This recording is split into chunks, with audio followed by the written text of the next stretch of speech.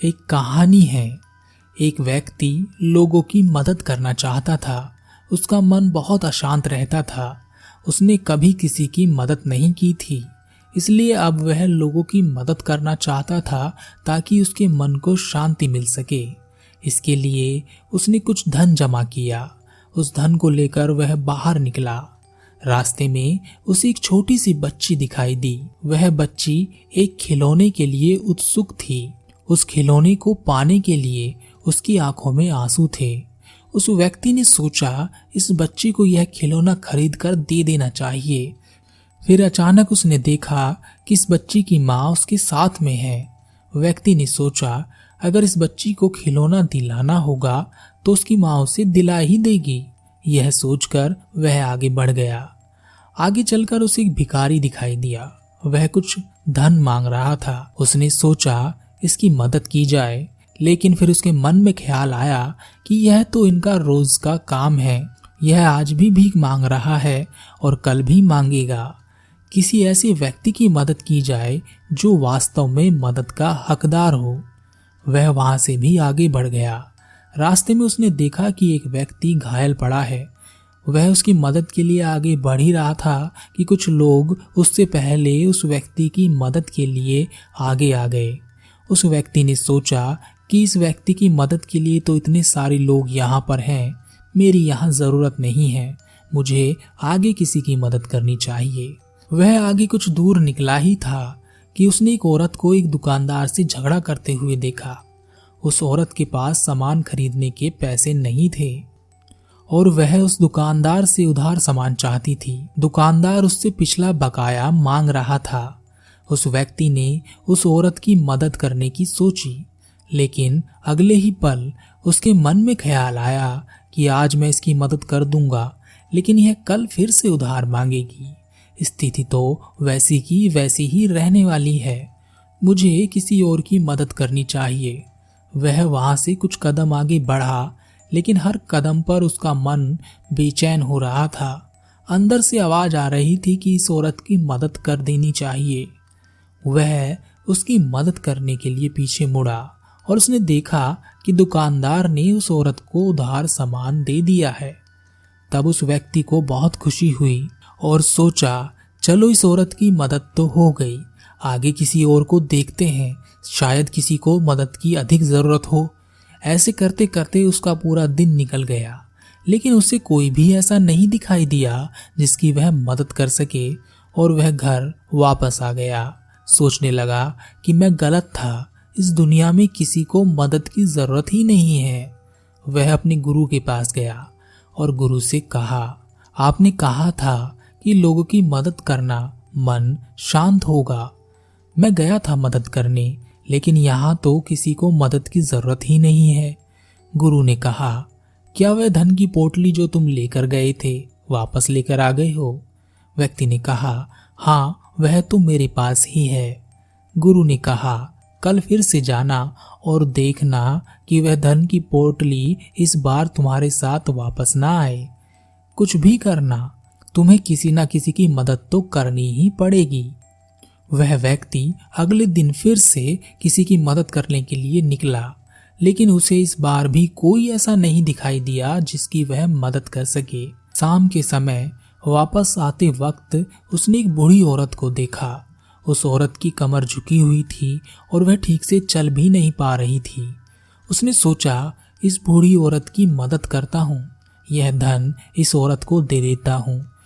उसने अपना वह सारा धन उस औरत को दे दिया। उस बूढ़ी औरत ने उसे बहुत दुआएं दी और कहा कि तुम जैसे व्यक्ति इस दुनिया में कुछ ही हैं जो हम जैसे गरीब लोगों की मदद करते हैं। यह सुनकर वह व्यक्ति बड़ा खुश हुआ। रात भर यही सोचता रहा कि उसने किसी जरूरतमंद की मदद की है। उसे अंदर से बहुत अच्छा महसूस हो रहा था।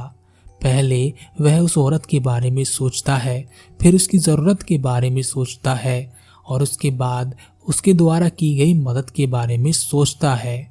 फिर उसे अपने द्वारा दी गई धनराशि याद आती है।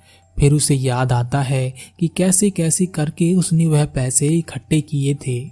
फिर उसने सोचा कि इन पैसों से वह क्या क्या खरीद सकता था, अपनी कौन कौन सी जरूरत वह उन पैसों से पूरी कर सकता था। फिर उसने सोचा कि मैंने कुछ ज्यादा ही मदद कर दी है, थोड़ी मदद कर देता तो भी चलता, मदद तो मदद ही है ना। वह बेचैन हो गया, उसका मन अशांत हो गया। उसे लगने लगा कि उसने कोई गलती कर दी है। उसे बार बार अपना जुड़ा हुआ धन याद आ रहा था। वह अपने गुरु के पास गया और कहा, मैंने सोचा था कि लोगों की मदद करने से शांति मिलती है, लेकिन आज मैंने आपके कहे अनुसार किसी की मदद की थी, लेकिन मेरा मन अशांत क्यों हो रहा है। गुरु उस व्यक्ति को एक छोटे गड्ढे के पास ले गया। उसमें कुछ पुराना पानी भरा था। गुरु ने एक पत्थर उठाया और उस व्यक्ति से कहा, इसे अपना धन समझो, उस गड्ढे को अपना मन समझो। गुरु ने पत्थर को उस गड्ढे में जोर से दे मारा। उस गड्ढे का सारा पानी इधर उधर छलक गया। वह गड्ढा अस्त व्यस्त सा दिखने लगा। गुरु ने कहा, तुम्हारा मन इस गड्ढे की तरह ही है, बहुत छोटा सा है। उसमें कुछ भी गिरता है तो उसमें भरे विचार उलट पड़ते हैं। पूरा का पूरा तुम्हारा मन कंपित हो जाता है, जैसे कि यह छोटा सा गड्ढा हो गया है। इसके बाद गुरु उस व्यक्ति को समुद्र के किनारे ले गया और उस व्यक्ति से कहा, देखो इस समुद्र के ऊपर कितनी लहरें हैं। यहाँ तो पत्थर फेंकने की आवश्यकता भी नहीं है। अपने आप ही यह समुद्र कितना व्यस्त दिखाई देता है, लेकिन अगर मैं इसमें तुम्हारा धन रूपी पत्थर फेंक दूं तो क्या होगा। और उस व्यक्ति से कहा, देखा तुमने, अगर तुम्हारा मन भी समुद्र की तरह ही होगा तो तुम भी अपने हर विचार को ऐसे ही देख सकते हो, जैसे कि समुद्र के ऊपर लहराती इन लहरों को देख सकते हो। इसके बावजूद जैसे समुद्र अपनी गहराई में शांत होता है, चाहे उसमें ऊपर कुछ भी हो रहा हो, उसका असर उसकी गहराई पर नहीं पड़ता। वह हर स्थिति को स्वीकार करता है। और एक बार तुमने अपने विचारों को देखना और समझना आरंभ किया तो तुम एक ऐसी गहराई में उतर जाओगे जहां पर शांति होती है। ऊपर चाहे जो भी चलता रहे, लेकिन भीतर शांति बनी रहती है। गुरु ने उस व्यक्ति को समझाया। व्यक्ति की समझ में भी आया, लेकिन अभी भी वह व्यक्ति अशांत ही था, क्योंकि पहले वह लोगों की मदद करके शांति को प्राप्त करना चाहता था और अब वह अपने विचारों को पढ़कर शांति प्राप्त करना चाहता है। शांति मिल नहीं रही है, इसलिए वह अशांत हो रहा है। इस दुनिया में सभी लोग शांति को ढूंढते हैं। जो लोग यह कहते हैं कि हम शांति वगैरह नहीं ढूंढते, वह झूठ बोलते हैं। शांति तो सभी को चाहिए, चाहे कोई चोर हो, हत्यारा हो, आतंकवादी हो, बलात्कारी हो, या कोई ईमानदार व्यक्ति हो, या कोई महापुरुष, सबको शांति चाहिए। बड़े से बड़ा बेईमान व्यक्ति भी शांति ढूंढता रहता है। वह अलग बात है कि उनके लिए शांति का मतलब आत्म संतुष्टि होता है। एक शराबी शराब के लिए अपनी पत्नी को मारता पीटता है, बच्चों के साथ मारपीट करता है, वह लोगों से लड़ाई झगड़ा करता है, वह बेचैन है, वह संतुष्ट नहीं है, उसके जीवन में शांति नहीं है। तब वह एक मित्र से मिलता है जो उसे शराब पिलाता है। शराब के पहले घूंट से ही उसे संतुष्टि मिलने लगती है। उसे लगने लगता है कि जैसे वह अमृत पी रहा है, और शराब का नशा होते होते वह शांति को प्राप्त हो जाता है। उसे जो चाहिए था मिल गया है, इसलिए वह शांति से सो जाता है। लेकिन कुछ लोग इसका उल्टा भी करते हैं।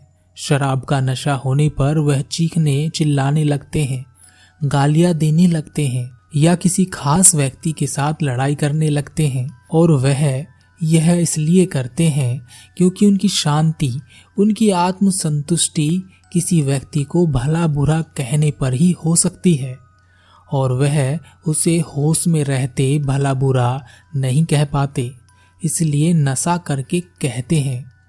एक चोर बेचैन है, आज चोरी नहीं कर सका, अब वह जब तक चोरी नहीं करेगा बेचैन रहेगा, अशांत रहेगा। एक बेईमान व्यक्ति बेचैन है, बहुत दिन हो गए, रिश्वत का पैसा नहीं आया, कोई ऐसा काम नहीं मिला जिससे 2 नंबर की कमाई हो सके। और जब तक ऐसा नहीं होगा वह बेचैन ही रहेगा, अशांति को अपने अंदर पालता रहेगा। और ऐसा भी नहीं है कि कोई ईमानदार व्यक्ति शांति को प्राप्त हो जाता है या संतुष्ट हो जाता है, वह भी बेचैन ही रहता है।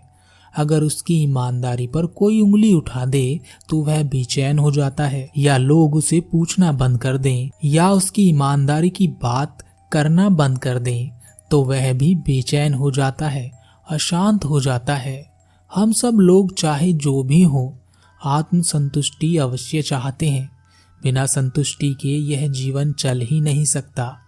लेकिन हमारी समस्या यह है कि हम एक बार संतुष्ट होते हैं तो फिर दोबारा से संतुष्ट होना चाहते हैं, बार बार संतुष्टि चाहते हैं, हर बार नई चीज के लिए संतुष्टि चाहते हैं। संतुष्टि पाने का यह चक्र कभी टूटता नहीं है। ऐसा नहीं है कि एक बेईमान व्यक्ति ने रिश्वत के लिए पैसे लिए और वह संतुष्ट हो गया और अब वह अपने जीवन में कभी बेईमानी नहीं करेगा और वह आगे और अधिक रिश्वत के लिए लालायित नहीं होगा। वह हमेशा ही और अधिक रिश्वत के लिए लालायित रहेगा। वह कभी संतुष्ट हो ही नहीं सकता। बहुत ही गहराई में देखने से पता चलता है हम सब एक ही दौड़ में शामिल हैं, और वह है कि हम सबको परम शांति चाहिए, एक ऐसी शांति जो कभी ना टूटे।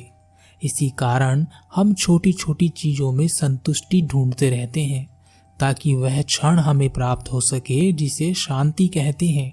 लेकिन वह क्षण आता है और चला भी जाता है और हम वहीं खड़े रह जाते हैं जहां पहले खड़े थे, खाली हाथ। आपको पता है हम शांति को बाहर की ओर ढूंढते रहते हैं, लेकिन शांति बाहर नहीं है, वह हमारे भीतर ही है। लेकिन जब हम कहते हैं कि हमारे भीतर है, तब भी हम उसे ढूंढने की कोशिश ही करते रहते हैं।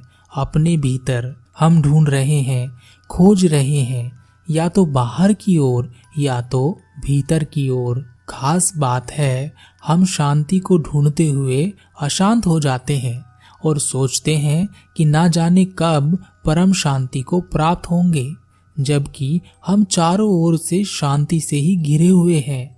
बस हमारा जो अस्तित्व है, हम जो हैं, वही अशांति है।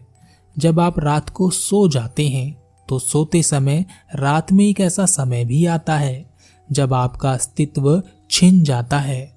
आप कुछ भी नहीं रहते, कुछ मतलब कुछ भी नहीं, कोई विचार नहीं, कोई समय नहीं, कोई बंधन नहीं, कोई रिश्ता नहीं, कुछ भी नहीं। तब क्या आप अशांत हो सकते हैं? हो ही नहीं सकते। अशांत होने के लिए आपका अस्तित्व में आना जरूरी है। जैसे ही एक भी सपना आपकी नींद में आता है, आप अशांत होने लगते हैं। आपका सपना ही अशांति को प्रकट करता है, क्योंकि सपना आपके अस्तित्व से ही जुड़ा हुआ है। बुद्ध कहते हैं मनुष्य 84 प्रकार की समस्याओं से घिरा हुआ है। इनमें से 83 समस्याओं का कोई समाधान नहीं है, जबकि 84वीं समस्या का समाधान किया जा सकता है। और यह 84वीं समस्या है कि मेरे जीवन में कभी कोई समस्या ना रहे। जब आप इस समस्या से ऊपर उठ जाते हैं, इसका समाधान कर लेते हैं, तब आपके जीवन में कोई समस्या नहीं रहती। हम अशांत कब होते हैं? हम अशांत होने लगते हैं जब हम अपनी समस्याओं को देखना और समझना बंद कर देते हैं। ज़्यादातर जब हम किसी समस्या में फंसते हैं तो हम छटपटाने लगते हैं। हम समस्या से कैसे भी बाहर आना चाहते हैं, बिना यह जाने कि यह समस्या क्यों उत्पन्न हो रही है। इस समस्या से हमारे भीतर किस प्रकार के बदलाव आ रहे हैं, और क्या यह समस्या इतनी बड़ी है कि हम अशांत होकर इस समस्या का समाधान कर सकेंगे। अब हम अपनी बात करते हैं, हम कैसे शांति को प्राप्त कर सकते हैं। आपने देखा, जब आप शांत होते हैं तो इसका मतलब होता है कि आप कभी अशांत होंगे। इसीलिए तो शांति को महसूस कर रहे हैं। और जब आप अशांत होते हैं तो इसका मतलब है कि आप कभी शांत रहे होंगे, इसीलिए तो अशांति को महसूस कर रहे हैं। आपको केवल देखने की कोशिश करनी होगी, शांत होने की नहीं। शांत तो आप अपने आप ही हो जाएंगे। जब आपका बॉस आपको भला बुरा कह रहा हो, तब एक गहरी सांस लेकर उसे ध्यान से सुने। और केवल सुने ही नहीं, उसकी आवाज़ पर फोकस कीजिए, उसकी बॉडी लैंग्वेज पर फोकस कीजिए, उसके शब्दों को अपने कान पर गिरते हुए महसूस कीजिए। अगर कोई शब्द आपके अंदर उतर गया है और आपको बुरा लग रहा है, तो उस समय उस स्थिति को भी महसूस कीजिए। और जब आप अपनी सफाई दे रहे हो, तो अपने मन की स्थिति को ध्यान से देखिए। देखिए कि आप कितना झूठ बोल रहे हैं, कितना सच बोल रहे हैं। बोलने से रोकिए मत। जो हो रहा है उसे केवल अंतर से देखने की कोशिश कीजिए। जब आप किसी भीड़ भाड़ वाली जगह पर हों, तो ध्यान से देखिए। सभी लोग कुछ न कुछ बोल रहे होंगे, किसी न किसी से बोल रहे होंगे। तब आप मत बोलिए, आंखें बंद कीजिए और अपने कानों पर ध्यान दीजिए। वह सारी आवाज़ जो वहाँ पर मिलजुल कर बन रही है, सबको एक साथ अपने कान पर गिरते हुए महसूस कीजिए। आप अपने आप को उस भीड़ से बिल्कुल अलग पाएंगे। जब आपको क्रोध आ जाए, आप किसी से लड़ बैठें, तो उसके बाद अपनी तेजी से चलती हुई सांसों पर ध्यान दीजिए। अपने अंदर हलचल को ध्यान से देखिए। उन विचारों को देखिए जो यह बताती हैं कि आप बड़े महान लड़ाके हैं। बस आपको रोक लिया गया है, नहीं तो आप सबको दिखा ही देते कि आपके सामने कोई रुकता नहीं है। शांति को मत ढूंढिए, यह कहीं नहीं मिलती और ना ही कहीं से आती है। आपको केवल अपने भीतर देखने की क्षमता को विकसित करना है। शांति तो स्वतः ही उतर जाती है। आप बहुत खास हैं। अपने आप पर ध्यान दीजिए, अपने बारे में जानकारी प्राप्त कीजिए। दूसरों को देखकर तो आप बहुत अंदाजे लगाते होंगे, अपने आप को भी देखना शुरू कीजिए।